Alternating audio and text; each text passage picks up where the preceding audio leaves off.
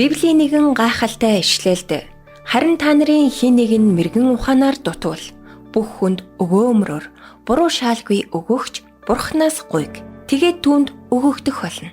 Яаков 1:5. Библиэд бичигдсэн буруу шаах гэдэг үг нь загнах, шүүмжлэх, буруутгах, зэмлэх гэсэн утгатай. Энэ үг нь 1611 онд орчуулагдсан Библийн New King James хувилбараас гаралтай.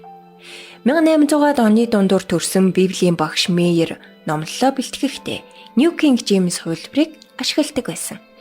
Тиймээс тэрээр Яаков 1:5-ыг тайлбарлахдаа буруу шах гэдэг үгийг хэрэглэдэг байсан нь ойлгомжтой. Тэгэхээр өнөөдөр бүгдээрээ энэ үгийг зэмлэх гэдэг үгээр орлуулвал бид Мейерийн хэлж буйг илүү сайн ойлгох болно. Тэрээр хэлэхдээ бүү зэмэл гэдэг үг нь бидний мэрэгэн ухаанд хичнээн их хэрэгцээ байгааг онцолж хэлсэн үг юм. Энэ бол тасралтгүй байнга давтагддаг хэрэгцээ. Бид харах үед тэмччин яваа бяцхан хүүхдүүдтэй адил. Бид өмнө энэ замаар хизээч явж байгаагүй. Бид өдөр бүр өөрсдөө давж чадахгүй саад өргөшөөл шийдэж чадахгүй асуудлуудтай тулгарч байна. Бид салаа замын уулзуур дээр ирээд хаачхаа мэдэхгүй байх үед бидэнд яаж явах ёстойг мань чиглүүлэх мэрэгэн ухаантай үргэлж хажууд байж чаддаг зөвлөгч найз бидэнд хэрэггүй гэж юу?